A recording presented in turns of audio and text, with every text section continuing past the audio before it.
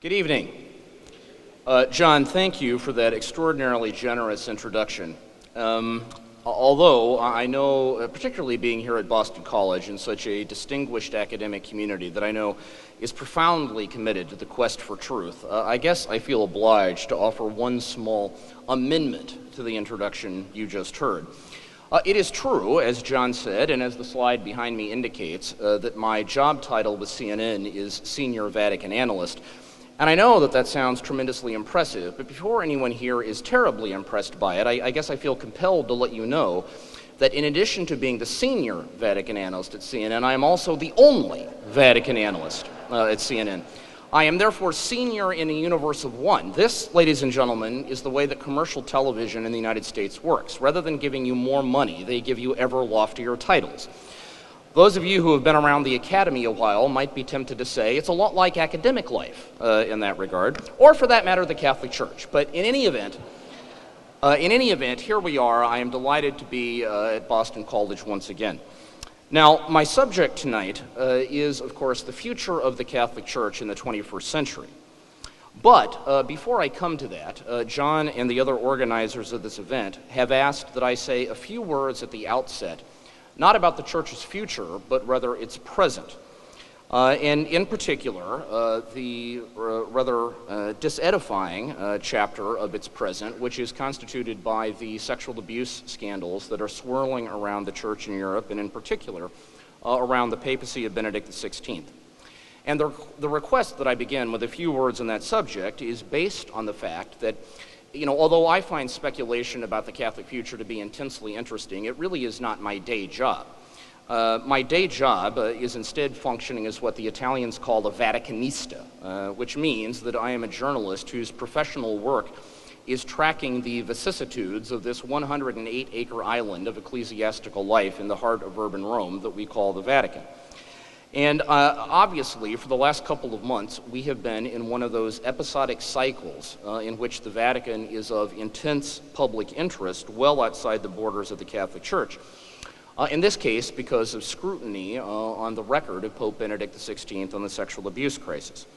Now, obviously, it is impossible to do justice to that subject in just a few words. I'm going to try to do this in about 3.5 minutes. Obviously, it's going to be inevitably superficial. So instead of trying to give you a comprehensive perspective on the crisis that we have lived through over the last 2 months, I'm simply going to make 3 brief points, the third of which I hope will serve as a natural bridge to the real meat of our conversation here tonight. So, herewith, 3 brief synthetic observations about the most recent chapter of the sexual abuse crisis. First, as regards the role of Benedict XVI. For those of us who have followed the arc of this story for the last decade, the notion that Pope Benedict XVI could somehow become the global symbol of the sexual abuse crisis is, and I have to tell you this, from the heart, it is absolutely surreal. It is an honest-to-God Alice in Wonderland through the looking glass sensation. Because in truth, the situation, for those of us who have followed it closely for the last decade, in truth, we know that the situation is exactly the reverse of the impression that has been created in much public discussion. The truth is that in particular, since 2001, no senior official in the Vatican has done more to weed abuser priests out of ministry and to acknowledge the suffering of victims than the former Cardinal Joseph Ratzinger, today Pope Benedict XVI. As Cardinal, Ratzinger led the charge for a 2001 amendment to canon law that consolidated responsibility for the crisis in the Congregation for the Doctrine of the Faith. In 2003, he secured a bundle of special faculties, that is, expedited procedures, from Pope John Paul II to speed up the process of removing predators from the priesthood. As Pope, Benedict XVI quickly brought the hammer down on a couple of high-profile Roman priests previously regarded as untouchable, including the founder of the Legionaries of Christ. As Pope, he has met with the victims of sexual abuse on 4 occasions, the first Pope ever to do so. And in general, he is responsible for, in effect, breaking the Vatican's wall of silence. Now, to be sure, there is still wide and entirely legitimate debate about the sufficiency of the Vatican's response to the crisis on multiple fronts. And to tick off just 3. First, the absence of uniform global policies and procedures. 2, the question of accountability for bishops. 3, ongoing confusion about cooperation with the police and civil authorities. Yet the bottom line is this: however much work is still undone, however much ground the Vatican still has to cover to truly get its hands around this crisis, I can tell you from personal experience and observation, I can promise you this, that the situation would be infinitely worse were it not for the impact of Pope Benedict XVI. Therefore, the question becomes, how is the disjunction between the reality that those of us who have seen it from the ground and from up close, the reality that we know, and the public image that's been created, how is that divergence possible? I would suggest that all parties to the recent public debate bear some responsibility for this dissonance between image and reality. It is a fact, not opinion, not subjective interpretation, not spin. It is a fact that some of the reporting in the secular press on this issue has been sloppy and one-sided. And it is also true, however, that on the other hand, I think in many ways the Vatican has been remarkably inept at telling the Pope's story. I mean, the raw truth is this: to the extent that there is any crisis management strategy in the Vatican, its impact to date has often been to make the crisis significantly worse. Blaming the media or comparing attacks on the Pope to anti-Semitism and to petty gossip have consolidated public impressions that the Vatican is in denial, unwilling to acknowledge the legitimate questions that have been raised about the Church's response or the Pope's record. And until that acknowledgement is forthcoming, it is unlikely that a broader defense of the Pope is going to cut much ice outside of the circles of the already convinced. Hear me carefully. That defense not only can be made, for the most part, it is solidly true. The Pope's record on this issue, on balance, is that of the senior Vatican official who has done more than anyone else to promote an aggressive response to this crisis. However, I would contend that is going to be a difficult case to make in the court of public opinion, as long as the tone is perceived as one of blaming the messenger and blanket denial. Third and finally, however one diagnoses the causes or the implications of the sexual abuse crisis, one point about the experience of recent weeks to me seems utterly beyond argument, and that is this: intense global focus on the crisis has made it virtually impossible to tell any other story about this Pope or about the Church he leads. Now, that is unfortunate with regard to Pope Benedict, because there is a good news story to tell about this Pope. Pope Benedict, I am convinced, in the long run of history, will go down as one of the great teaching popes of recent centuries. Even secular critics who don't share the Pope's convictions will generally concede that his teaching, expressed, for example, in his 3 encyclicals to date, Deus Caritas Est, Spe Salvi, and Caritas in Veritate, or his speeches on his foreign trips, his regular Wednesday catechesis, his 2007 book, Jesus of Nazareth, and in multiple other venues, that teaching has been thoughtful, provocative, and well worth pondering. Focusing exclusively on the crisis, therefore, means that what is most distinctive about this pontificate, and arguably what is closest to the heart of the Pope, and that aspect of his activity that most bears his personal imprint, none of that really ultimately comes into view. However, I would argue that the current sort of myopic focus on the sex abuse crisis is even more of a distortion when it comes to the global Church, because it leaves scores of compelling Catholic storylines in the shadows. For example, the phenomenal growth of Catholicism in the Southern Hemisphere, new developments in the relationship with Islam, the emergence of a multipolar world and what that implies for the way that Catholicism will have to engage social, political, and cultural debates in the 21st century. Unfortunately, we are currently in a media environment in which it is almost impossible to tell any of those stories because of the incredibly tight focus that has emerged on the story of the sexual abuse crisis. And again, I think it is possible to suggest, and probably accurate as far as it goes, to suggest that some of that is a failure on the part of the media.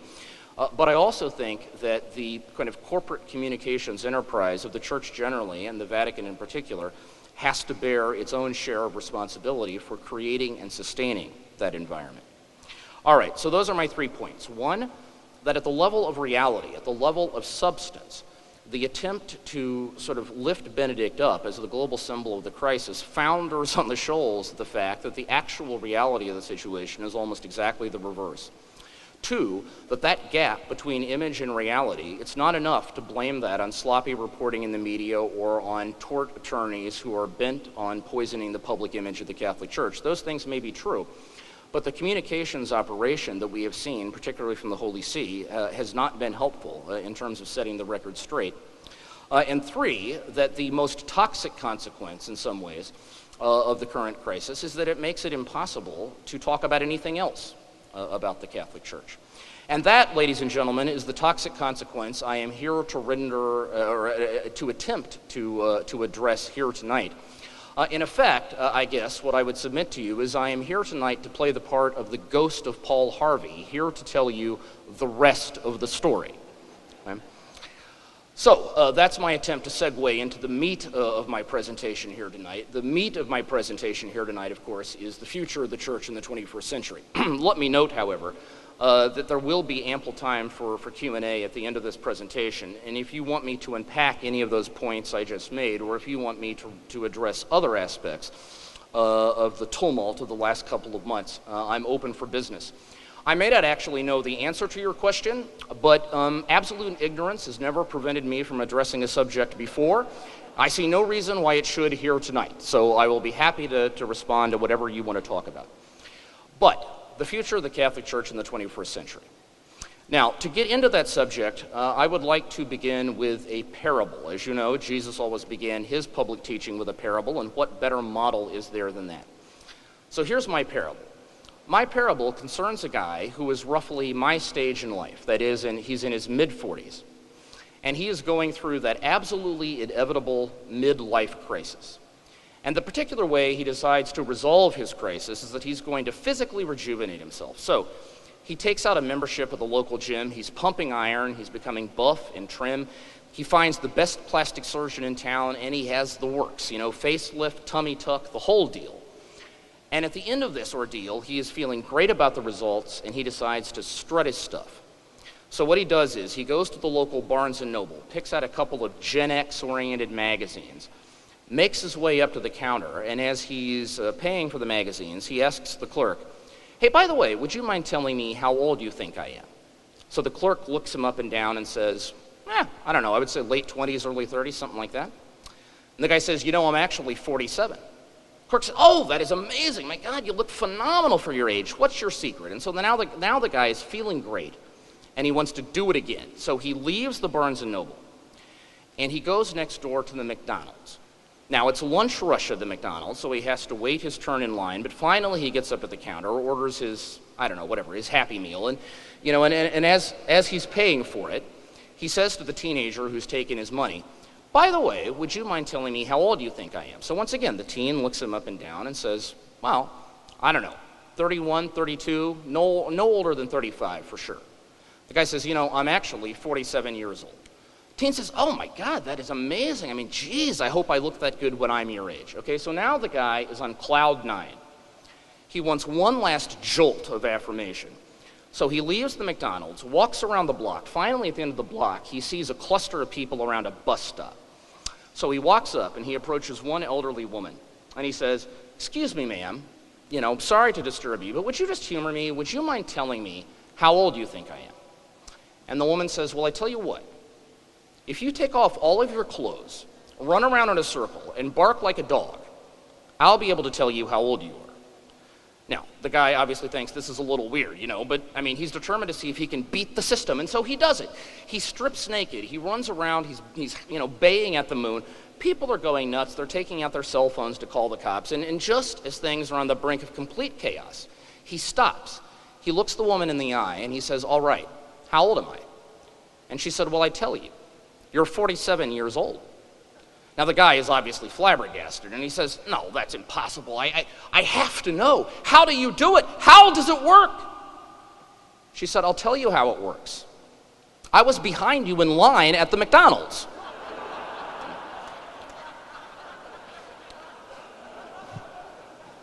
Moral of the story, ladies and gentlemen, is this.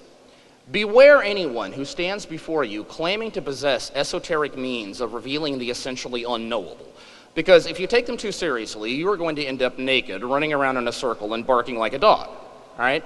Now, the truth is, I don't cast horoscopes. I don't study animal entrails. I have no better claim to know the Catholic future than anybody else in this room does. But I would nevertheless suggest to you that the effort to try to look down the line at what might be coming is justified, not necessarily because of what it tells us about the future, but rather what it tells us about the present. In other words, it imposes a certain kind of intellectual discipline on us. It invites us to look past random news headlines and isolated events, all of that junk that is constantly washing across our individual radar screens, and to try to get our hands around those forces that are truly most fundamental, most pregnant with consequence, if you like, in terms of shaping the Catholic future. And that's what I'm going to do with you here tonight through the guise of a project that I call the Future Church. And this, of course, is the subject of my most recent book. Here's the full list of 10 trends that I teach in the book, that I touch upon in the book. In the interest of time tonight, we're probably only going to be able to get to 2 or 3. The obvious conclusion, therefore, is that if you want the skinny on the rest, you are simply going to have to buy the book. And bear in mind, ladies and gentlemen, graduations are right around the corner, and then we're going to have ordinations and birthdays and anniversaries, and, before you know it, we'll be into the holiday season. I promise you, this is a gift that keeps on giving. It's an ideal stocking stuffer for that special Catholic in your life. Okay? This is an effort to sort of identify 10 forces, and I'm not claiming exclusivity, that there aren't other forces. But I would defend, on the basis of my experience of covering the global church over the last decade or so, that these certainly are 10 forces that are full of implications for where the time and treasure of the Catholic Church is going to be invested in the years and decades to come. That's bit of table setting number 1. Bit of table setting number 2 is this. This list is an exercise in description rather than prescription. Okay, that is, we are working tonight on the level of is rather than ought. Okay, as a thought exercise, it would be very interesting to have a conversation among ourselves about what 10 forces we wish were shaping the Catholic future, which 10 forces we think ought to be propelling us into the world that is now aborning. But that's not the exercise I'm trying to perform here tonight. My argument is instead, these really are 10 forces that are enormously important for the future of the church, whatever you or I might privately think about them. Okay, so my invitation to you here tonight is to bracket off or dial down that instinct that so many of us have in the 21st century world to move from information to conclusion in 0.8 seconds. Okay, to bracket off that temptation to draw normative conclusions. And first, let's try to get our minds around what is actually happening. Okay? With that, let's get into the meat of it. First trend I want to discuss with you is what I call the emergence of a world church. A world church. The picture you see on this slide comes from the Holy Father's recent trip to Africa in March of last year. Benedict XVI visited Cameroon and Angola. I was on the trip. I was actually about 50 feet away when this picture was taken. This is in Cameroon. It was the last day of his trip to Cameroon. What happened is that a group of local indigenous persons, popularly known as pygmies, did a dance for Benedict XVI. That's what you see happening here. And then at the end of this, they presented him with a memento of his visit. And that memento, ladies and gentlemen, believe it or not, was a giant sea turtle. Now, being the intrepid reporter that I am, I immediately scuttled off to the Vatican spokesperson, Jesuit Father Federico Lombardi, to ask him what was going to become of this giant sea turtle.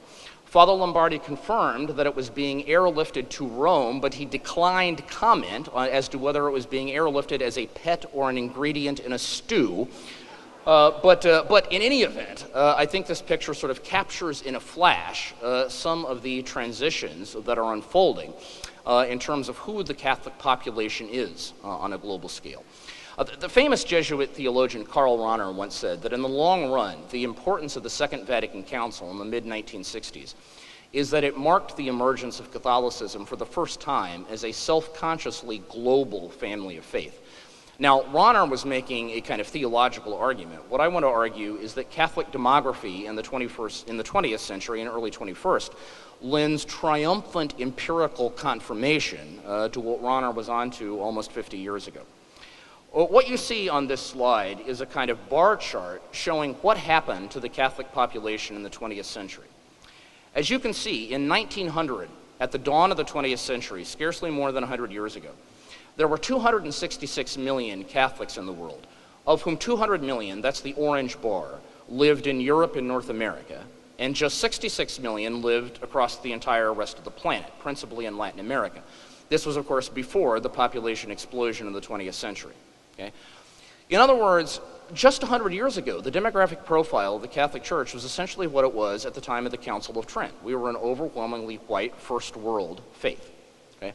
Just 100 years later, you see what happened. By the year 2000, there were 1.1 billion Catholics in the world, of whom 720 million, that's the green bar, lived in the southern hemisphere, Africa, Asia, Latin America, 380 million in Europe and North America. Another way of putting the point is this, that in 1900, just 25% of the global Catholic population lived in the South. By 2000, it was, as you can see, almost 66%, that is almost two-thirds. And if you roll the clock forward to mid-century, that is 2050, the projection is that by that point it will be three-quarters. In other words, by the middle of this century, 3 out of every 4 Catholic men, women, and children alive will live in the global South. This, ladies and gentlemen, is the most rapid, most profound, most sweeping transformation of Catholic demography in essentially 2,000 years of church history, and we are living through it right now. And I would argue that in terms of what this augurs for the Catholic future, the moment we are living through right now is comparable to that moment in the first century when St. Paul left Palestine and went first to Damascus and then ultimately to Greece and Rome, thereby transforming primitive Christianity from a sect within Palestinian Judaism to a new religious movement in the ancient Greco-Roman world. I mean, that is the kind of scale and scope and magnitude of the transformation that we're talking about. This, in other words, is a classic instance of what the late Neil Postman talked about as organic rather than additive change. In other words, it doesn't just change one thing, it changes everything at once. Okay? Now, obviously, the $64,000 question is, what is all of this going to mean? Right? I mean, it's very interesting to know where the Catholic population is these days. But as Catholics in the global South increasingly set the tone for the global church, the ultimate question is, what is that going to mean in terms of what Catholicism in the 21st century is going to look like, what it's going to feel like, what it's going to smell like, what it's going to taste like? Now, I'm going to hazard an answer to that question, but before I get into it, I need to put an industrial-sized grain of salt on the table, okay? Which is that anytime anybody stands behind a podium and starts trying to sell you generalizations about 720 million people, you need to be cautious, huh? Because for any generalized statement I can make about Catholicism in the global South, there are literally millions, if not, honestly, tens of millions of exceptions. Nevertheless, I think I can stand behind these 4 generalized points about the kinds of things we are likely to hear and see and feel from our brothers and sisters in the global South. So first point, in general, we will find that Catholics in the global South, and by that I mean both at the top and at the bottom, that is both the bishops and officialdom, but also at the grassroots, okay, you will find that by our Western standards, okay, they will come across to you as fairly conservative on matters of sexual morality and fairly progressive on most everything else. Now, I'll unpack that in a minute, but first let me begin by saying that this business of dividing humanity up into left and right, this is our taxonomy, not theirs. Okay? This is a kind of set of categories that don't occur naturally to most people outside the Western sphere of influence. I was at Makerere University in Kampala in Uganda, the major university there, speaking to the Catholic Campus Center not long ago, about 6 months ago, and I ended up having a session with about 25 or so poli-sci majors, political science majors. Okay? And in the chit-chat, I began by asking them, so would you guys, think of yourselves as liberals or conservatives? And their answer to me is, well, we're not really, we know those terms are out there, but we're not quite sure what they mean. So, I tried to explain them. So I started with, well, would you be in favor of limited government, or would you be in favor of a state that intervenes a lot in the economy? Okay. Their answer is, well, we can kind of see the arguments for both. Right, okay, this isn't getting us anywhere. Let me try something easier. Do you like George Bush or not? Okay. And again, their answer is, well, we can kind of see some things he did that were positive, some things not so hot, and so on. And so, at the end of the day, what became clear is that I was trying to force them to make a choice that to them seemed artificial. I spent about 10 minutes explaining what the typical American would mean by liberal or conservative. At the end of it, what they said, and this was a heartfelt answer, is, well, I guess we're both. Okay? So I'm trying to explain that these categories I'm using here are not indigenous to the region of the world I'm trying to describe. But because they mean something to us, I think at a rough and ready level, they kind of help us get our minds around things. So on those issues that typically constitute what we in the West would talk about as the culture wars, okay, abortion, gay rights, gender roles, the family, those kinds of issues, there is a meat and potatoes social consensus in the Catholic Church in the Global South, like Southern cultures generally, that by our standards will come across as remarkably traditional, remarkably conservative. Okay? And, if you want to see how that plays out in a Christian context, look at what's happening in the Anglican Communion today, where you've got liberal Anglican churches in the United States, in Great Britain, and in Canada that are pressing ahead with the blessing of same-sex unions and with the ordination of openly gay bishops. All of that is being ferociously resisted by a traditionalist Anglican constituency in the Global South, particularly in Africa. And by the way, ladies and gentlemen, of the 79 million Anglicans in the world today, 41 million of them are in Africa. There are actually more practicing Anglicans, that is, those who attend services at least once a week, more practicing Anglicans in the nation of Nigeria alone than there are in Great Britain, which is a clear indication of which way the winds are blowing. Okay? However, once you change the subject away from the culture wars to other issues, things like the ethics of free market global capitalism, war and peace, race relations, the environment, the arms race, all of those kinds of that cluster of issues that we are accustomed to thinking of as sort of social justice or peace and justice concerns.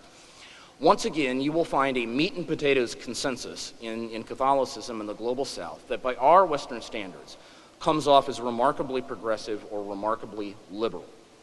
And again, just to give you a window into that, in the last, since April 2003, which is the date of the U.S.-led incursion in Iraq, I have probably interviewed 300 Catholic bishops from the Global South.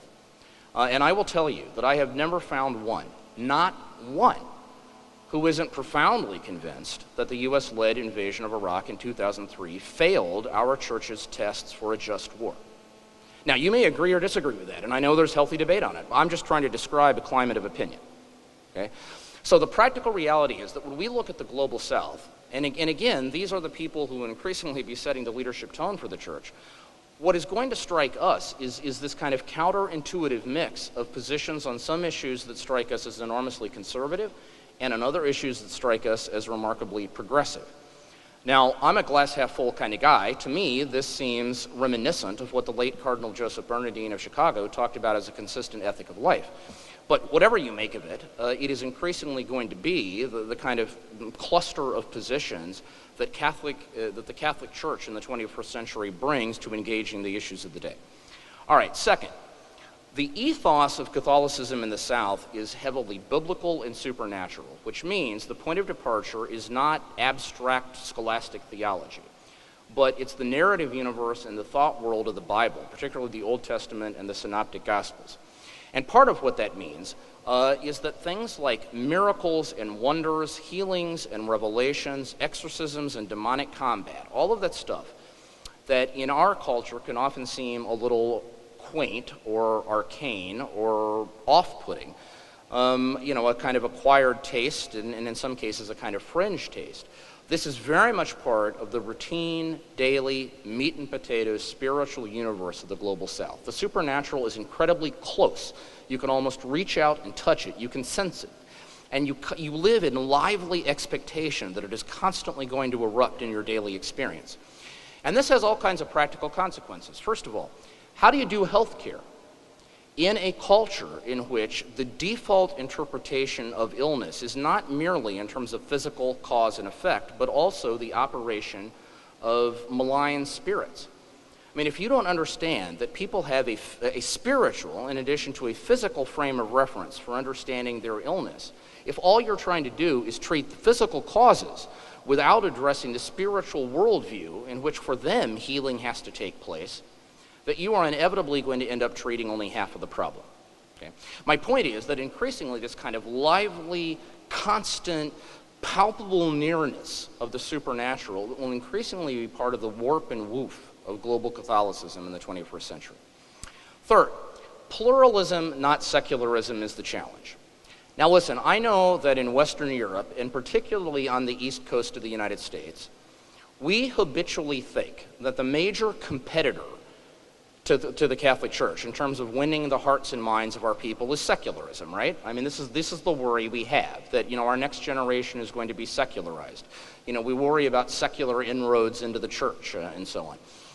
And I'm not here to tell you that that isn't, a real concern. What I am here to tell you is that in most of the rest of the world, particularly in the Southern Hemisphere, you have to look pretty long and pretty hard to find an actual secularist, okay? I mean, secularism simply does not have a serious sociological footprint around the world outside of the West. And actually, to be honest with you, it really doesn't have a particularly serious sociological footprint in the United States outside certain, segments of the culture. I mean, yeah, you can find a lot of secularists in faculty lounges and newspaper editorial boards, but, if you drill down to the grassroots in the United States, we still are a pretty dynamic religious society. Some of you in this auditorium may know the name of Peter Berger, of course, the famous Austrian sociologist who is now an emeritus professor at Boston University.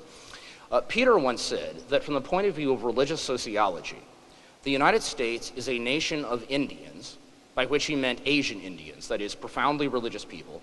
We're a nation of Indians governed by Swedes, the most secularized society on earth, and in many ways that's true. But in any event, the point is that however non-secularized we may be, I am here to tell you that the grassroots reality in most of the rest of the world is not secularism. It is instead the competitive dynamics of a flourishing religious marketplace. So to get real practical, for the typical Catholic bishop in sub-Saharan Africa or in Southeast Asia or in most of Latin America, when you ask them, what are they really worried about? It isn't that they're losing people to secularism. It's that they're losing people to Christian Pentecostalism. Or in some parts of sub-Saharan Africa, they're losing them to newfangled versions of indigenous religions. Or in some parts of India, they're losing them to kind of militant radical nationalist Hinduism. I mean, in other words, most people around the world are not making choices between belief and disbelief, between religion and secularism. They are instead shopping for the particular brand of religious belief that suits them best. And what that means is that in most parts of the world, the Catholic Church is not fighting abstract intellectual battles against secularism. They are instead fighting much more practical pastoral battles against religious competitors, okay? Which imposes a much less ideological and much more sleeves rolled up, meat and potatoes pastoral services stamp on Catholicism in the global South. Their main concern is not, the fine points of liturgical translation, so we don't smuggle in a, secular mindset through the back door. Their main concern is that the Pentecostals are eating away at their populations because they do a better job of organizing prayer groups and having prayer nights on Wednesdays and doing youth ministry and so on. That's what they're worried about. Okay? So the stamp of Southern Catholicism, therefore, is much more practical and pastoral as opposed to ideological and abstract. Okay? Fourth, youth and optimism. If there is one defining characteristic of Catholicism in the global South, I think this is it.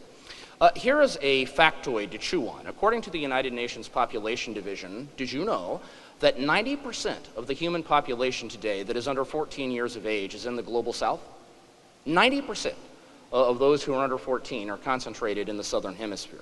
And the Catholic Church in the Southern Hemisphere reflects those demographics. I mean, ladies and gentlemen, I will tell you, that I have been to about 8 different countries in sub-Saharan Africa, and I've gone to many a Catholic parish out in the bush. And most of the time, when you visit these places and you go there for Sunday Mass, you are not sure if you are in a Catholic church or a daycare center, because kids are literally hanging from the rafters. Okay? And of course, we all know, the kind of psychology that shapes. When you've got a lot of young people in the mix, I mean, that tends to imbue a sense of optimism, a sense of, a future taking shape. And what that has created is a psychology among Catholic leaders in the Global South, among bishops and clergy and members of religious communities and theologians and laity, rank and file laity. It has created a mentality in which they are convinced that their historical moment has come. And you saw this so clearly in comparing the African Synod in 1994, the Synod of Bishops for Africa that took place in Rome in 1994, to the one that took place last year. In 1994, the African bishops came to Rome very much perceiving themselves to be in a subordinate position. Okay, they were coming to Rome, in effect, to get instructions from the Home Office.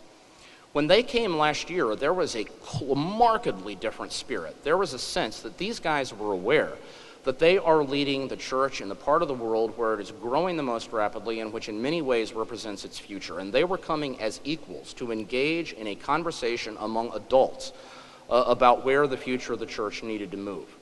Okay? And so what I'm telling you is that not only is there the human capital in the Global South to set the tone for the church, there is also a determination to do so, which is fueled by this kind of hopeful, youthful optimism about a southern moment that has arrived in the history of the church. All right, that's our first trend, and I know we are running short on time. I'll just do one more, and then we'll close. Oh, sorry, but before we get to that, one point I just wanted to make very quickly is that if you want to find this, multicultural, multilingual, incredibly diverse global church I've just described, you don't have to get on a plane and fly to sub-Saharan Africa or to Southeast Asia to do it. All you have to do is walk out the door. Because increasingly, the U.S. church is a microcosm of this global church, and that's what this pie chart communicates. These are the results of the most recent Pew Forum study of religion in America, 2 years old now. And the projection is that by 2030, for the first time, whites, or if you want the argot of the Southwest, Anglos, but people who look like me, will for the first time no longer be a statistical majority in the American Catholic population. We will still be a plurality at 48%, but Hispanics will be 41%, Asian American Catholics 7.5%, African and African American Catholics 3%. So increasingly, this kind of multi-chrome, highly diverse Catholic Church that I'm describing, getting ready for it and trying to think through the implications of it isn't just a kind of abstract lip service to the fact that we're part of a global family of faith. It is increasingly about getting ready to minister to the American Catholic community, because increasingly this is who we are. Okay? All right. If that trend is concentrated on the Global South, then our second, and unfortunately, in the interest of time, probably final trend, is going to be more focused on the Global North. And it is what I call the emergence of Evangelical Catholicism. Now, here I am obviously borrowing a term from our Protestant brothers and sisters and translating it back into a Catholic context. Here's what I mean by it. The hallmarks of Evangelical Catholicism would be three. First, a revival of traditional Catholic identity. So those traditional markers of Catholic thought, Catholic speech, Catholic practice that over the centuries have set us apart from the rest of the world and told us who we are. Many things that in the immediate period after the Second Vatican Council went out of fashion, but in some ways are back with a vengeance today. So I'm talking about things like Eucharistic adoration and Marian devotion. I'm talking about, at a banal level, priests wearing Roman collars and sisters wearing habits. Traditional markers of Catholic speech, and Catholic worship.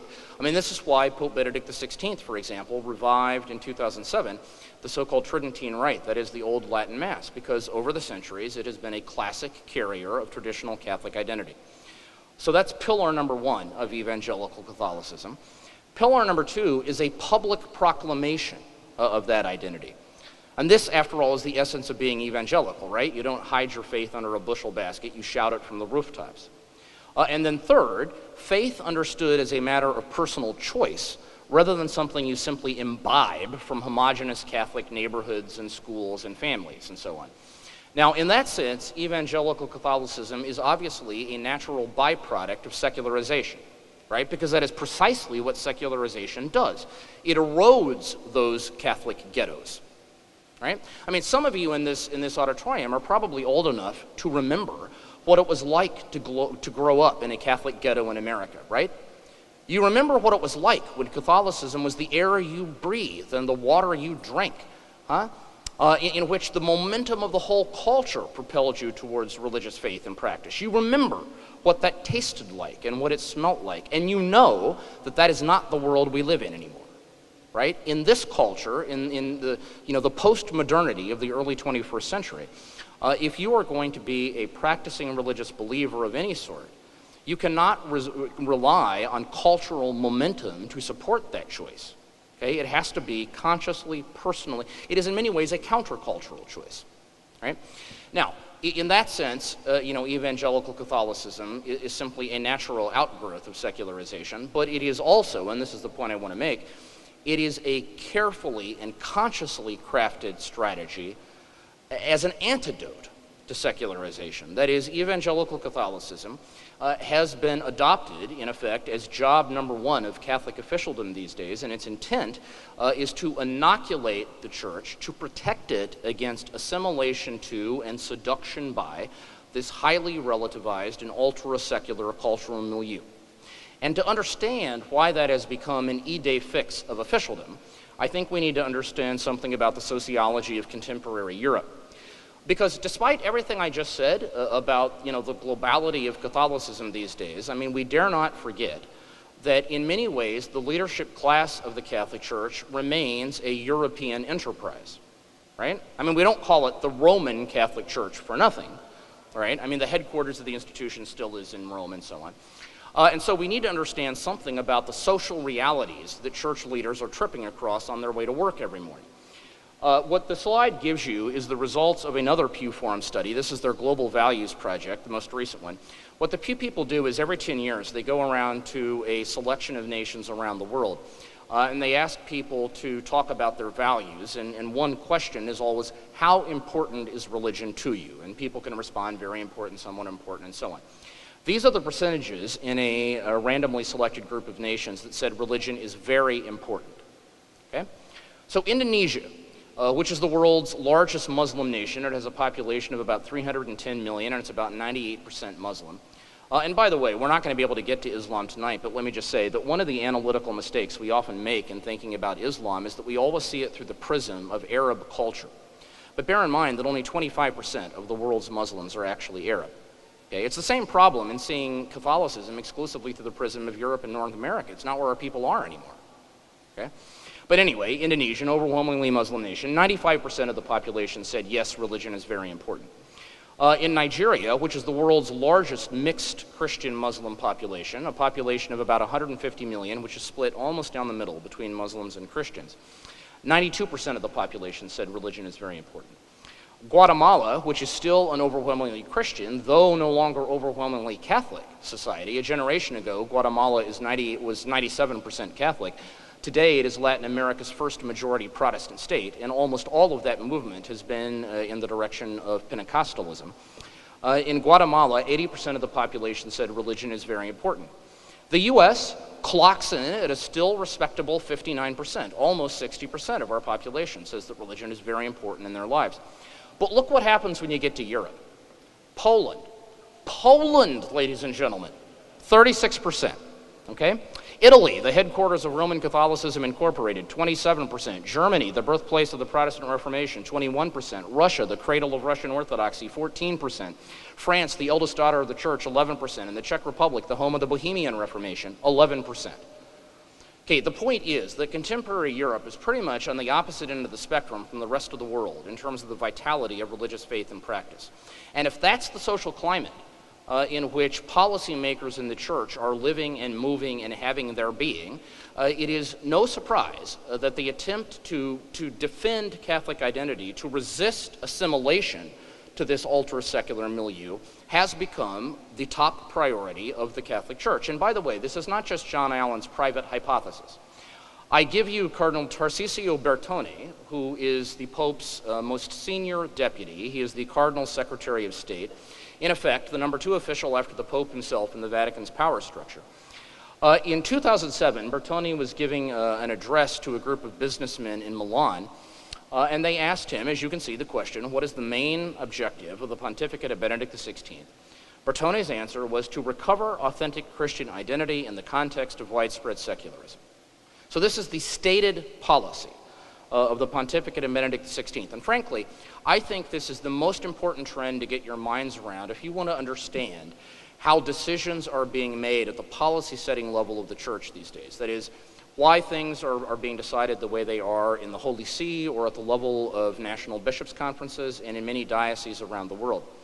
This is the engine that is driving the train in terms of the policy setting apparatus. But it's important in the same breath to couple that with this point, which is this is not just a top-down phenomenon. It is also very much a bottom-up phenomenon that is particularly potent among that inner core of younger Catholics these days who are most likely to consider a vocation to the priesthood or religious life, most likely to enroll in graduate programs of theology, most likely to want to serve the church professionally as lay people. There is a palpable wave of evangelical energy among those young Catholics as well. So this is both a top-down and a bottom-up phenomenon with profound consequences for the future of the church. The practical consequence is there is no area of the life of the church these days that is immune to pressures over Catholic identity. Liturgy, a classic example. I already mentioned the revival of the Latin Mass. But this, ladies and gentlemen, is why in your local parish on some Sunday in the not-too-distant future, when you show up for the Sunday liturgy and the celebrant says to you, "The Lord be with you," your answer will no longer be, "and also with you." It will be, for those of you who know, say it with me, "and with your spirit." Because this is a more faithful and accurate translation of the Latin original et cum spiritu tuo. Now, my point is that if you try to see that in isolation, you're going to get it wrong. You have to see it as a small piece of a much bigger picture, which is this effort to foster a robust, muscular, if you like, sense of Catholic identity as an antidote to the inroads of secularization. We see it in doctrinal, in the interest of time, I'm going to skip all this stuff, but we see it in doctrinal debates today. We see it in frisson over Catholic charities. My basic point is that there is no sphere of Catholic life these days that is free or that can escape the inevitability of questions about Catholic identity. How do we know that what you're doing is actually Catholic? How do you foster a strong sense of Catholic identity? How do you defend it, and how do you communicate it to the rest of the world? And certainly Catholic higher education is an obvious case in point. There isn't a Catholic campus in this country that over the last 15 years has not had long and often painful internal conversations around issues of Catholic identity. Okay? Now, vis-a-vis this trend, it seems to me that the major challenge we are going to face as the 21st century unfolds, and particularly in our part of the world, that is in the West, in Europe and North America, is that of steering a middle course between two potential extremes. Okay? On the one end of the spectrum, we have what my friend and colleague George Weigel, I think absolutely correctly, describes as Catholicism light. That is a kind of watered-down, sold-out version of Catholic identity that is frankly Catholic in name only, but in terms of its values and worldview and modus operandi is effectively secularized. And I think if we are honest with ourselves about Catholicism in the 50 years, more or less, since the Second Vatican Council, if we take a clear-eyed look around, we can all find examples of this. In other words, it's not just a theory and it's not just an abstraction, it is a real and present risk. Now, at the other end of the continuum, from Catholicism light, is what I have coined Taliban Catholicism. And this is a form of the faith that is a distorted form of the faith, that is so angry that it knows only how to excoriate and condemn, is effectively disengaged from the currents of the broader culture. It is, in effect, a kind of bunker mentality translated into ecclesiological positions. Okay? And I think, once again, if we are honest with ourselves, if we take a clear-eyed look around at the Catholic landscape today, we can also see examples of this tendency as well. So, therefore, it seems to me, the central challenge of the 21st century with respect to this trend is that we are going to have to recover that classic bit of Aristotelian wisdom filtered to us through St. Thomas, summarized on this slide with that classic phrase, in medio stat virtus, virtue stands in the middle. In other words, we are going to have to recover that genetic Catholic genius for finding both-and solutions where others see either-or problems. It was, after all, Pope Benedict who, in a meeting with priests in northern Italy 3 years ago during a Q&A session, when he was asked precisely this question about the tension between a strong sense of Catholic identity, but also dialogue and active engagement with the outside world and with the diversity in the church. He was, how do you reconcile those things? And his answer was that historically, the genius of Catholicism has been its capacity to cobble together both and solutions to either or problems. That the default setting of the church is its capacity to embrace both and solutions. That, to me, I think, is going to be the kind of central, in some ways, the defining hurdle we're going to have to overcome. In the interest of time, I'm going to skip past multipolarism, which is too bad because I got some great stuff on this subject, and I'll skip past Pentecostalism, and I will move straight to the big finale. Big finale is this. The 2 trends we've covered and the 8 that, unfortunately, we didn't have time to get to. It seems to me that these trends are, in principle, rich with the potential to unleash creative new Catholic energies.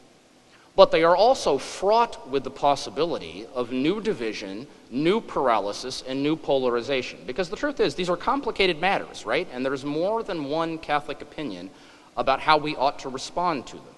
Okay? Which means that, it seems to me, that in this much more complicated, brave new world of the 21st century, before we get to thinking about what the rise of the Global South means or how we're going to manage Evangelical Catholicism or this new multipolar world or the biotech revolution or Islam or anything else, there is a kind of core challenge that we're going to have to surmount, which is we're going to have to overcome the tendency to be constantly locked in internal tribal warfare in the church and instead foster what I am calling here a spirituality of communion. That is, a new willingness to accent those things that unite us rather than those things that divide us. A new willingness to put the emphasis upon the best of what all the various movements and tribes in the Catholic world have to offer rather than what we don't like. And if you will bear with me, I'm going to tell one final anecdote to drive this point home and then we'll be finished. Anecdote is this. Some of you here may know that I grew up in rural western Kansas. Now, I don't know if anyone in this auditorium has ever been to rural western Kansas, and to be honest with you, I can think of no reason on God's earth why you should have been. But if you have been, you will know it is not exactly a thriving crossroads of the tourist industry. Huh? Tell the truth, about the only time we get significant numbers of out-of-town visitors where I grew up is in the fall because that's pheasant hunting season. You know what a pheasant is? It's like this small bird that sort of looks like a turkey, okay? There's a certain kind of guy who finds the idea of putting on combat fatigues and blasting shotguns in the air over the course of a weekend to be a real hoot. Now, usually this is done while consuming massive quantities of beer, so generally these hunters are a far greater threat to one another than they are to the pheasant population. But anyway, they come. Okay, just to give you a sense of the cultural milieu I'm talking about, my 95-year-old grandma, God bless her, who, by the way, is in better physical and mental shape than I am, my 95-year-old grandma lives in a small western Kansas hamlet called Hill City. It is my candidate for the worst place name in America because there is no hill and there sure as hell is no city. Okay, we're talking about 400 people on a good day. Okay, now Hill City, America, has one hotel. It is called it's an 11-room place. It's called the Western Hills. There's that hill thing again, the Western Hills Motel. Now, folks, I have stayed in some pretty funky lodgings around the world. But I am here to tell you, this is the only hotel I have ever stayed in where there is a laminated sign in the bathroom that reads, "Please do not gut your birds in the sink." Okay? I kid you not. The first time I took my wife there, she read that, and she looked at me and she asked, "Is this some kind of weird sexual double entendre?" And I had to explain, "No, honey, they're serious. You know, it's face value time." All right, this is the cultural milieu I'm talking about. The story I want to tell you is set on one weekend in pheasant hunting season. We've got an out-of-town guy, let's call him a lawyer from New York. And I know with the Boston crowd, setting up the New York guy as the rube is always a winning move, right? So we've got a lawyer from New York who has come out to Graham County, Kansas to try to bag himself a bird. And he has spent a long and frustrating weekend with no success. And finally, it's middle of the day Sunday, he has to get back in his rental car to drive to either Kansas City or Denver to get his flight to LaGuardia. And before he leaves, he decides to take one last shot. So he sees a pheasant moving across the skyline. shoulders his weapon, fires, and miracle of miracles, he brings down the bird. And so now, flushed with triumph, he sets across the field to pick up his trophy, but just as he gets to the spot where the pheasant has fallen, he finds a barbed wire fence that is clearly labeled private property, keep out. Okay, but he has invested way too much blood, toil, tears, and sweat at this stage, so he starts to climb over the fence to get the pheasant. And just as he does so, the Western Kansas farmer pulls up in his tractor and yells at him, "Hey, buddy, what are you doing?" And the lawyer says, "Well, that's my pheasant. I shot it. I'm going to pick it up." And the farmer says, "No, you're not. That bird fell on my property. It belongs to me." Now, the lawyer, you understand, he's hot, he's tired, he's in a hurry. He just erupts. And he says, "Look, you don't understand. I am a senior partner in a top 10 law firm in New York City, and if you don't let me have that bird, I am going to sue you back to the Stone Age." Not understanding, of course, this is pretty much where the farmer already is, right? I grew up there, so it's okay for me to say this stuff. So the farmer just looks at him and smiles and says, "Well, that may be how you do things where you come from, but around here we got a little something called the 3-kick rule." 3-kick rule, what's that about? Farmer says it's very simple. I kick you 3 times, you kick me 3 times, we keep going, whoever eventually gives up loses the bird. And the lawyer thinks, well, probably less expensive than a lawsuit, plus this guy looks like he's 512 years old, I can probably take him out. So all right, let's do it. So they line up against one another. Farmer looks the lawyer in the eyes and says, "Are you ready?" Lawyer says, "Yes, I am." Now, the farmer, you understand, is wearing these heavy, mud-clawed Western Kansas work boots, right? So he gives him one shot in the shins. Okay, he cries in pain. Gives him another shot in the solar plexus. This time, his howls of agony can be heard to the Nebraska border. And I can tell you people do not know your Western Kansas geography, because this is a fair stretch from where I'm talking about, all right? Gives him one last shot under the chin. This time he's seeing stars, he's barely conscious, but finally, with this last best ounce of effort, the lawyer hauls himself to his feet, dusts himself off, puts this look of grim determination on his face, stares the farmer dead in the eye and says, "All right, you old coot, now it's my turn." And the farmer looks at him and smiles and says, "That's all right, I give up. You can have the bird."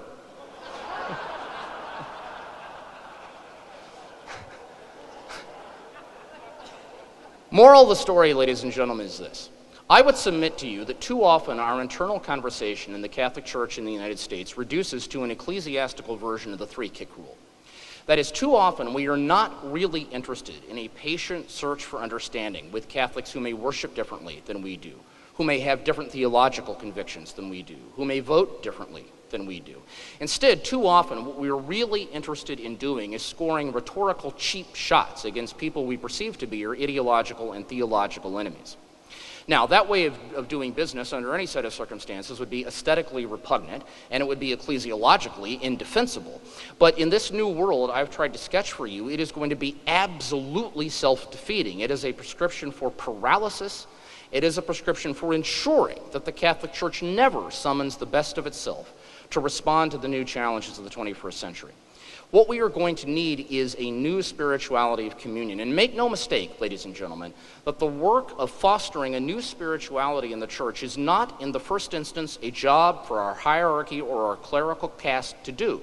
It has to be done in communion with them, of course. That's part of what a spirituality of communion means. But this is not something that can be imposed from the top down in the first instance. It has to well up from the bottom up. It has to be a grassroots fix before it can be codified by officialdom, which means that the job of envisioning and leading us toward a future defined by a spirituality of communion is, in the first instance, a work for all of us to do, beginning with those of us gathered tonight in this room. And as your chronicler and your scribe, that is the guy who gets paid to watch what you do and then run around and talk about it on television, I look forward to watching you rise to this occasion, which I have no doubt, none whatsoever, that you will. Thank you all. God bless you. Thank you, John.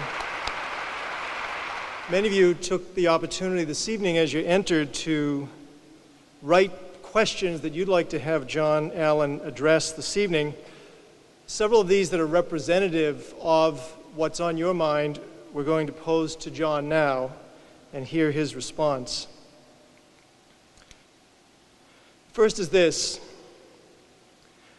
How do you think the Vatican can engage Catholic young adults outside of World Youth Day?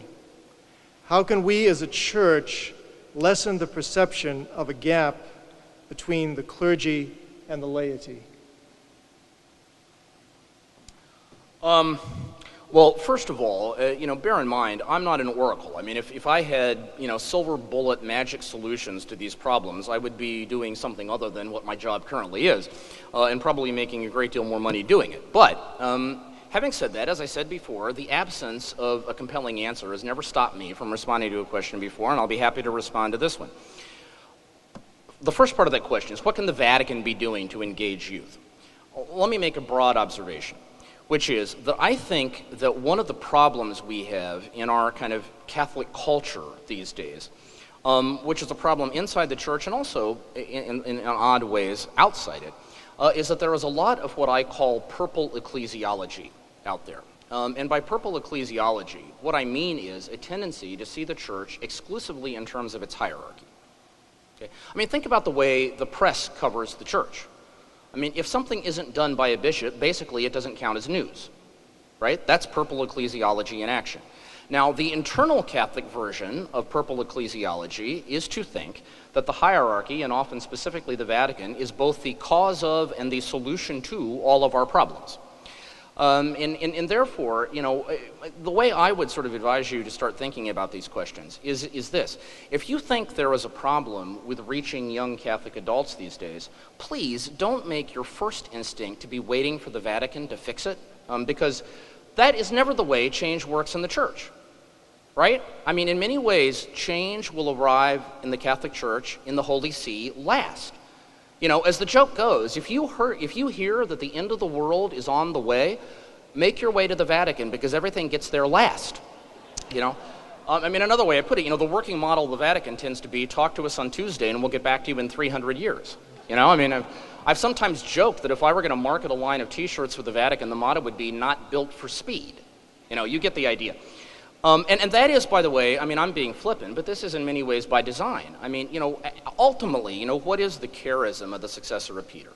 The charism of the successor of Peter is to ensure that when Christ returns to earth, the faith will still be found upon it, which means that in some ways it is by definition a cautious, conservative, almost, I think one could say, defensive charism. I mean, it is our last line of defense. And therefore, it's not the R&D department of the Catholic Church, I mean, and think about it historically. How did we get the mendicant orders in the 12th and 13th century? Was it because some pope ordered, let it be so? No, it was because charismatic individuals like Francis and Dominic saw a changing world in Europe, the birth of new European cities, realized there was a need for new apostolic models to evangelize them, and invented the mendicant orders. And it was a long and somewhat complicated process before officialdom eventually embraced them. I mean, why did we get the Jesuits in the 16th century? Why did we get the birth of new teaching orders in the 19th century? Again, was it because a pope ordered it? No. I mean, believe me, historically speaking, guys like Gregory XIII and Pius IX will not go down as great innovators, in the history of the papacy. It was instead, in the case of the 19th century, again, because charismatic founders, largely women, saw the need for new apostolic models to rebuild the educational and healthcare ministries of the Catholic Church in Europe after the carnage of the Napoleonic Wars, and gave us new instruments for doing it. Why did we get the great flowering of new lay movements in the 20th century? L'Arche, the Focolarini, Comunione and Liberazione, Sant'Egidio, and on and on. I mean, again, is it because the Vatican had a war room meetings at some point in which they decided, you know what, this is really what we need? No, it is because, in this case, lay individuals saw the fact that the intellectual class of the church was being lost to Marxism in Europe in the early 20th century, and that the working class was being lost to kind of populist left-wing movements, and invented new apostolic models to set laity, in this case, well-formed laity, on fire with evangelical zeal, all right? My point is, and in every one of those cases, it took the Vatican an awful long time to eventually kind of ratify and embrace these new models. My point is this. The Vatican is the last place to go looking for new vision and new energy and creativity in the church. The next to last place would be, your National Bishops' Conference. I mean, we all know how this works. I mean, occasionally you will get a bishop who was a real pioneer and a visionary, and when you receive that as a grace, I mean, take it as a blessing. But if you expect it all the time, it is a prescription for perpetual heartburn. You are never going to be satisfied because you ain't going to get it. And so where I would start thinking about, okay, we've got a problem with young adult ministry, should the first question be, what is the Vatican going to do about it? No, I think the first question should be, what are we going to do about it? And once we envision the kind of models that are necessary to evangelize, inform, and catechize our young people, then we could begin the torturous process of trying to sell them to officialdom. Okay? Now, that is not, of course, to absolve the Vatican from responsibility. I mean, if you want me to start talking about creative things that the Holy See could do to make itself more user-friendly, and particularly more user-friendly to young Catholics out there, the first thing I would say is that there is a kind of generational change afoot in the Vatican. I mean, I don't know how much you know about the sociology of the Vatican, but typically the highest level officials, the guys who are the presidents or the prefects or the dicasteries and their secretaries, typically are in their 60s or 70s. And then you kind of skip a whole generation, and the middle-level officials typically are in their late 20s, 30s, 40s. And in the meantime, they're serving as nuncios or they're diocesan bishops or whatever. Okay? We've got, and therefore what my point is, that at that middle level in the Holy See these days, you've got a generation predominantly in their 30s. Many of them are late vocations who grew up out in the world, who have wide experience of what it means to grow up as the son of a secular age, who are, extremely fluent in the language of postmodernity and its argot and its psychology. Unfortunately, the nature of the Vatican is that the Regolamento, which is the official rule book of the Holy See, says that in terms of those who will make public presentations on behalf of the Vatican, it is only that top level of officialdom. And that's for obvious reasons, because they can speak authoritatively in the way that people lower down the food chain can't. But what I would say is that if we want to have a kind of style and a mentality and a kind of vocabulary from the Holy See that will speak more effectively to young adults, then let those who are closest to being young adults, who are presently in service of the Holy See, let them carry some of that weight. I mean, there are extraordinarily talented and passionate folks over there, men and women, and yes, believe it or not, there are women, in service to the Holy See, who could do a great deal of this for us if we were to kind of construct an institutional culture in which they were encouraged to do it. I think that would be helpful. But again, I say, please don't put all your eggs in the basket of expecting the Vatican to ride in, on a white steed, with some kind of, magical solution to the Church's problems. It ain't going to happen. If our problems are going to be solved, they're going to be solved in the first instance at the grassroots, in collaboration with, but not in dependency upon, officialdom.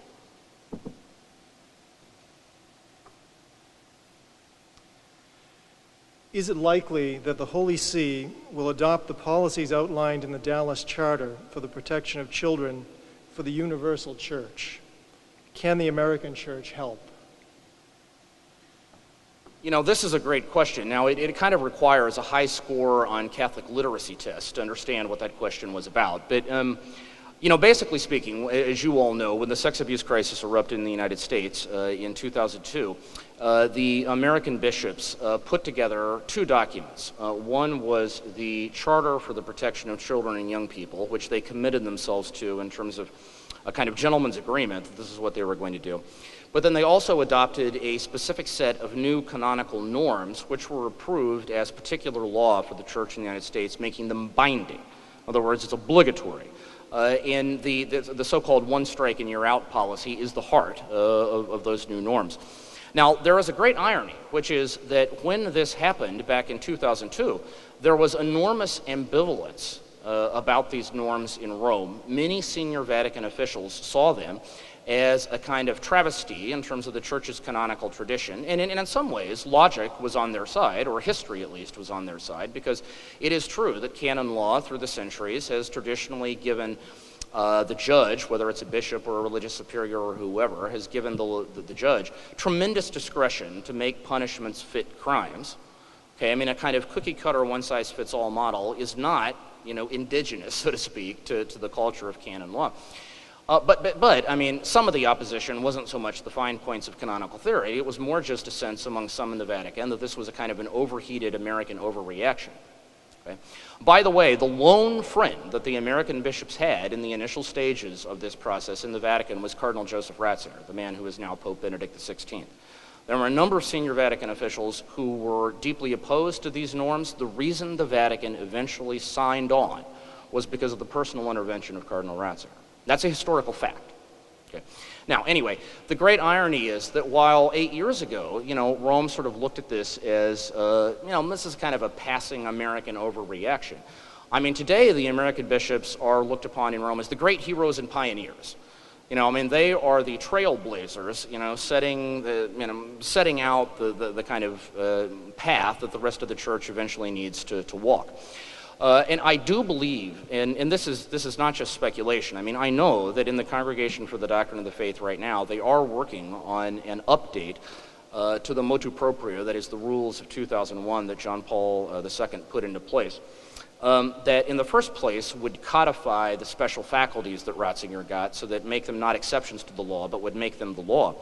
But would also incorporate important elements of the American approach, the heart of which would be that if there is a credible accusation of abuse against a guy, he has to be immediately taken out of ministry, okay, suspended from ministry. Whether he's eventually laicized is another question, but he has to be taken out of the field. Okay? And I do think that is coming. Now, there are other aspects of the American norms that are a little bit more difficult to impose on a global church. I mean, let me give you a practical example. The charter, in this case we're talking about the charter, not the norms, but the charter commits the bishops to reporting every credible accusation of abuse to the police and to other relevant civil authorities. Now, in part, that's because I think it's in 31 American states, bishops are now mandatory reporters. They don't have any choice about the matter in any event. But morally, even bishops in states where that's not the case committed themselves to doing it. Now, for an American, of course, that seems a no-brainer, right? I mean, if you receive information that a priest has abused a child, obviously you should call the cops. But think about what a policy that requires bishops to respond to inquiries for information about their clergy from the police. What would that mean in a place like North Korea? What would that mean in a place like Vietnam, where you have regimes who are actively seeking to subvert the church and trying to, foster a culture of informants and ratting out, to the secret police and so forth? I mean, think about what that would have meant during the police states in Latin America in the 60s, 70s, and 80s. What would that have meant in the states of the former Soviet Union? I mean, right now, the guys who refused to inform on their clergy to the police, to the secret police in those Soviet states, are heroes, and the guys who did it are so toxic they can't be appointed bishops. I mean, some of you may know that a year ago, Benedict XVI tried to appoint a new Archbishop of Warsaw in Poland, and that appointment lasted about 5 minutes because the day after the appointment, it turned out that this guy had been a collaborator with the secret police precisely as a young bishop informing on his own clergy to the cops. So my point is that given the varieties of global situations, there are some cases in which solutions to us that seem obvious aren't necessarily obvious. And so it is difficult to craft, at the level of detail, it is difficult to craft policies that necessarily apply to every imaginable situation all over the world. But I do think the essence of the American norms, the essence being that one strike and you're out policy, immediate suspension for credible accusations of abuse, and permanent removal from ministry if those accusations are sustained, which is the heart of the American approach. I do think there is a kind of critical mass in the Holy See these days that wants to see that become global policy, and I would actually expect that new amendment to canon law will probably be rolled out, in the next 12 to 18 months.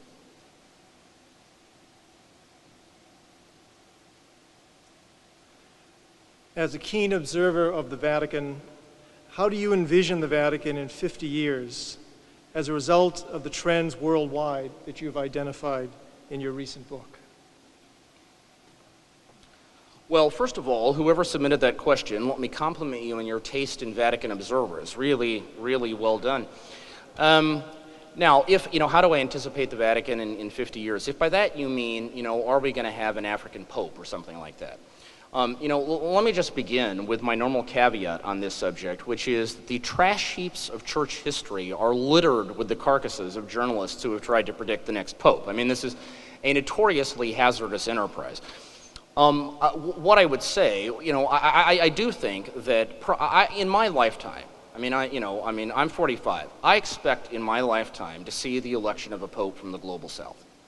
In large part, that's because, in some ways, given Catholic demographics, inevitably the percentage of the College of Cardinals that comes from the global south over time is going to grow. The percentage that comes from Europe in particular is going to shrink, and therefore just, the basic laws of kind of betting odds, would suggest that the chance of a pope from the global south goes up.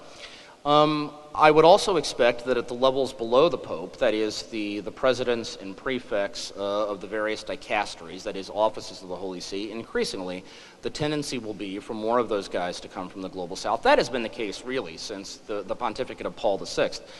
I think what would be more interesting is if the internationalization of the Vatican penetrates below the level of the formal heads of the office to the level of the number 2 guys. These are the secretaries who, if you know the Vatican, you know that often they're the ones who do the real work.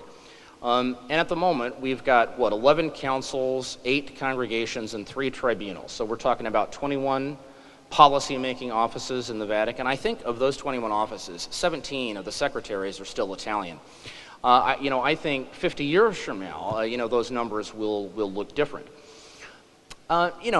Bear in mind what I said about the Vatican being the last place to go looking for change. I don't think that the Vatican, probably 50 years from now, is going to look or seem radically different than it is today. Again, its charism is to be our last line of defense. Its charism is to ensure that the church is not swept away by the passing, fancies of a particular age. So I think institutionally and structurally, it will look relatively similar. But what I would say is that given the impact of the trends I outlined, number one, the personnel will be different. The personnel will be more international and particularly more representative of the global south. Secondly, in terms of the priorities of the Vatican, where it invests its time and treasure, my one kind of top shelf front burner prediction would be that the rise of the global south and all the trends we didn't talk about, its fundamental consequence is a shift in Catholic priorities from largely odd intra issues to largely odd extra issues. I mean, that vocabulary is a kind of traditional Catholic argot. Odd intra means the internal life of the church. Odd extra means how the church relates to the issues in the broader world. And I'm telling you, the theological and pastoral energy of Catholicism in the global south has very little patience for internal Catholic baseball, the kinds of things that we spend a lot of time thinking about. Who should be ordained, and how much power should the Pope have versus local bishops, and how should we translate that ablative absolute at the fourth Eucharistic prayer, and stuff like that. And not to minimize the importance of those things, but I mean that is kind of internal Catholic baseball. If you ask what gets bishops and theologians and lay activists in the global south out of bed in the morning, that ain't it. What they are concerned about is how the church can be a change agent in the broader society. I mean, one practical example, if you want to ask the defining political and pastoral concern for a wide swath of the Catholic Church in the global south, it's the struggle against corruption. It's the effort to raise a morally sensitive generation of business and civic leaders who can be inoculated against the tendency to see public office or to see corporate leadership basically as an opportunity to enrich themselves and their tribe. And that is because in many societies in the global south, the whole political class and the whole corporate class is, either bought off or, basically speaking, has no sense of the common good. There are organizations around the world who have estimated that, basically speaking, corruption in terms of development, corruption takes a toll every year on the least developed countries in the world that is 5 times greater than the total amount of foreign aid from every developed nation. 5 times greater. In other words, for every dollar in foreign aid that flows to the 50 most impoverished countries on earth, $5 goes out, $5 is lost because of the cumulative impact of corruption. Now, that is the kind of issue that tends to animate Catholicism in the global south. And it's symbolic of what I would see as a broader transition from a leadership regime in the church whose primary concerns are ad intra. And it's not just the top. Okay, I mean, this is also true of us at the grassroots in many ways. I mean, stop the average American Catholic and ask them to list issues in the church. What do you think of the issues in the church? What are they going to talk about? They're going to talk about the sex abuse crisis and, priestly celibacy and the ordination of women and, the new sacramentary and stuff like that, right? Now, you stop the average Catholic in the global South, ask them what are the issues facing the church. They will talk about corruption. They will talk about ecological crisis. They will talk about war and peace. They will talk about the struggle against poverty. Those are the defining issues. Okay? So my prediction would be that as that increasingly sort of sets the agenda for the global church, that you will have a Vatican II that is tendentially more inclined to invest its time and treasure in odd extra issues rather than odd intra issues. Okay? It will look the same, it will work much the same, it will speak the same language. I mean, it will still be the most stubbornly monolingual environment on earth in which Italian is the price of admission. But it will be a Vatican that in terms of its personnel better reflects Catholic demographics globally, and in terms of its priorities will be more odd extra than odd intra. Thank you for coming, and good night. Real quick before you go home, I would be remiss if I didn't give you at least one decent Pope joke before you left. Okay? So here it is. Pope walks into a bar with a frog on his shoulder. The bartender looks up and says, "Hey, that's cool. Where'd you get that?" Frog says, "Bavaria." Good night.